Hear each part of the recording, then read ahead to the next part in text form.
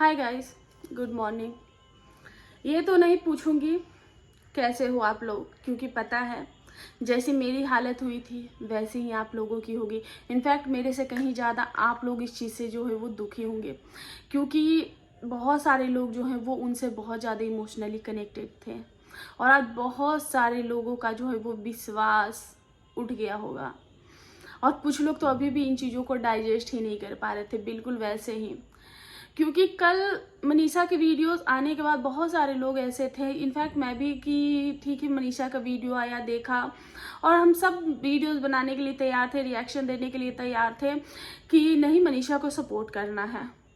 लेकिन back to back ऐसी चीज़ें आने लगी, कभी ये ट्विस्ट का सब कुछ, मतलब इतना गंदा सा सब कुछ, मतलब बैक टू बैक ऐसी चीज़ें होने लगी कि सब कुछ ना एकदम बिल्कुल बुरे सपने जैसा लगने लगा। ऐसा लग रहा था कि कोई बुरा सपना देख रहे हैं, कोई ऐसी फिल्म देख रहे हैं जो कि एकदम ट्विस्ट एंड टर्न से भरपूर है। कभी वो कोई लाइव आ रहा है, कभी कोई लाइव आ रहा है, कभी वो लाइव छाप रहा है, कभी वो लाइव छाप रहा है, कभी वो कम्युनिटी छाप रहा है, कभी वो कम्युनिटी छाप रहा है, कभी वो उसको फंसा रहा है, कभी कोई उसको फंसा रहा है, कभी कोई बोल रहा है तुमने ये बोला तो मैं मर जाऊंगा, तुमने ये बोला तो मैं मर जाऊंगी, तुमने मेरे ऊपर ये एलिगेशन लगाया मैं मर जाऊंगी।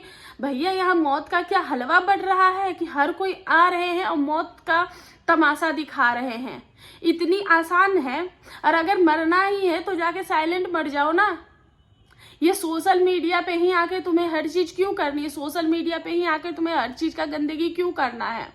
तुम्हें मरना भी सोशल मीडिया पे, तुम्हें प्यार भी दिखाना सोशल मीडिया पे, तुम्हें कमाना भी सोशल मीडिया से, हर एक चीज तुम्हें सोशल मीडिया से ही करनी है।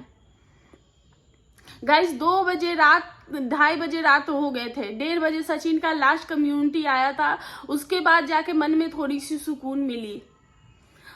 तो सोने की कोशिश कर रहे थे, लेकिन जितनी चीजें हमने देखी सिर्फ दिमाग में वही सारी चीजें ही घूम रही थी। 2:30 बजे के करीब मेरा आंख लगा, उसके बाद जब भी हल्का सा भी नींद टूट रहा था अचानक वही सारी चीजें आंखों के सामने आ रही थी। आप समझ सकते हो, हम लोग एक व्यूअर्स हैं तब हमें इतना इन चीजों का इफेक्ट हो रहा है। जो लोग उनसे जुड़े हुए होंगे, जो लोग उनके दोस्त होंगे, इनफैक्ट जो सबसे ज्यादा इन लोगों से जुड़े हैं, जो उसकी पत्नी है, बहुत आसान होता है ना ये बोल देना अलविदा मनीषा, खुश रहना इतना आसान है?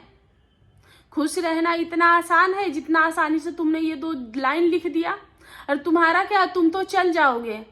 तुम जो अपने पीछे छोड़ के जगह, तुम्हारे साथ साथ 3 जनाजे और उतरेंगे, 3 जनाजे और उठेंगे। तुम्हारे पापा का जिसका तुमने जीते जी मारा है, तुम्हारी माँ का जिसको तुमने जीते जी मारा है, और तुम्हारी पत्नी जो तुमसे अभी भी पागलों जैसा प्यार करती है। मनीषा की जो वीडियो आई थी वो मुझे यहाँ कनेक्ट फील हुई थी, इसलिए नहीं कि मैं सिर्फ एक औरत हूं, उसके दुख को समझ सकती हूं, क्योंकि वो चीजें मैंने अपनी फैमिली में बहुत करीब से देखी है, बहुत करीब से।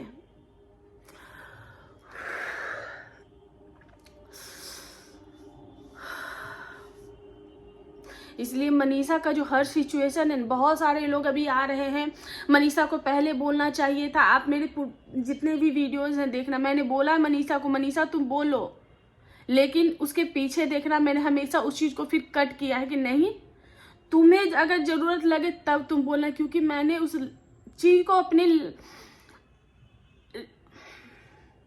बहुत करीब से देखा था उस चीज को। इसलिए वो जो चीज है, वो जो मनीषा की जो मासूमियत है ना, मेरी आंखों के सामने आता है।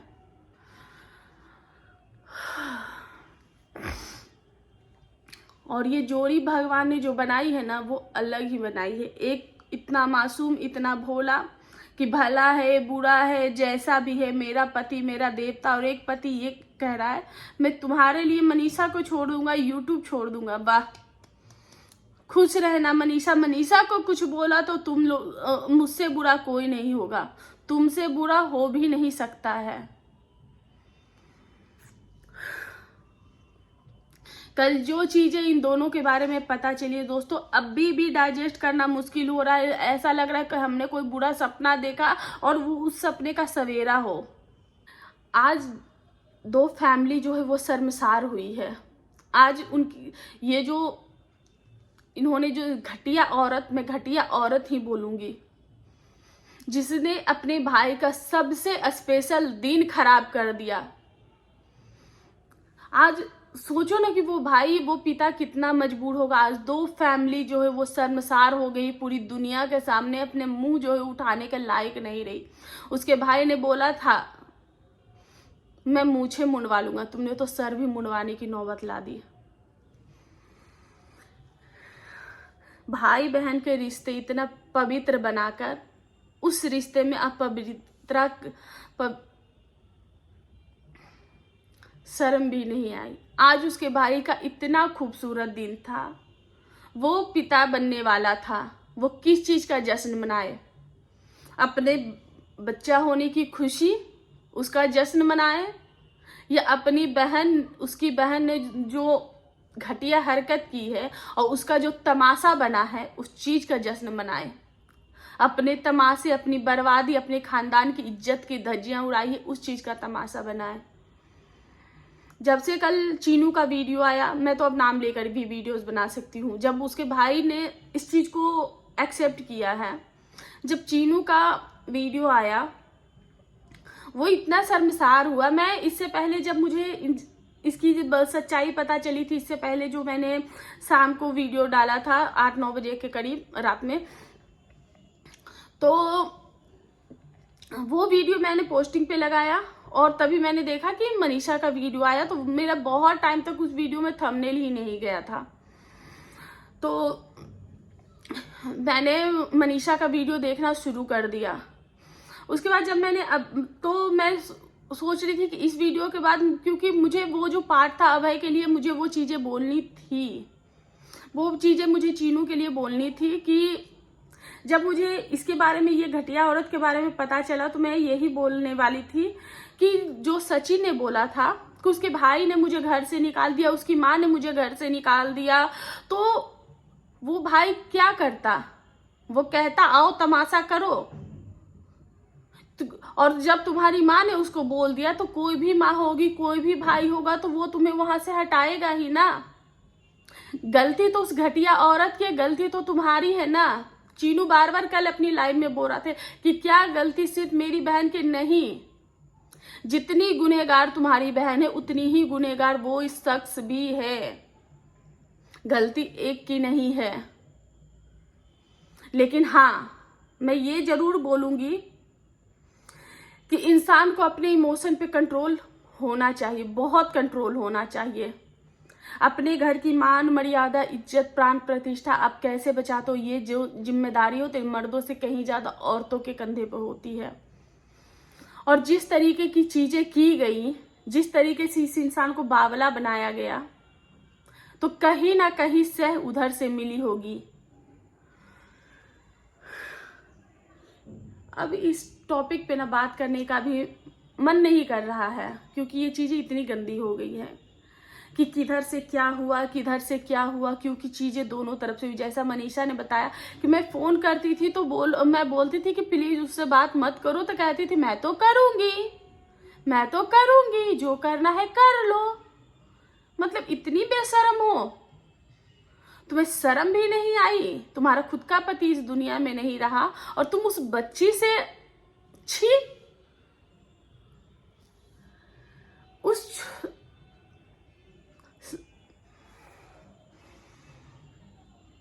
वो बच्ची ही है, तुम्हें जरा सा भी दया या शर्म अंदर तुम्हारी आत्मा ने ये करते हुए धिक्कारा भी नहीं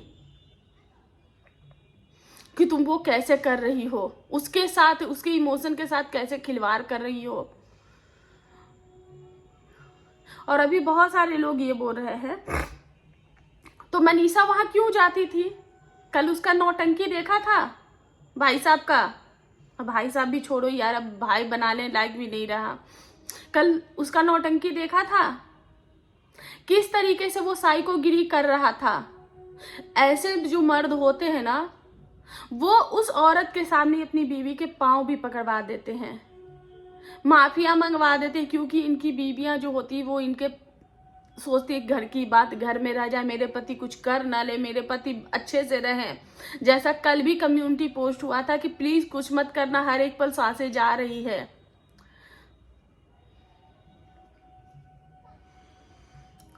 तो मनीषा मजबूर थी और बहुत अच्छी बात है कि उसने अपनी जो दिल की बात थी वो अपनी सास के सामने रखा।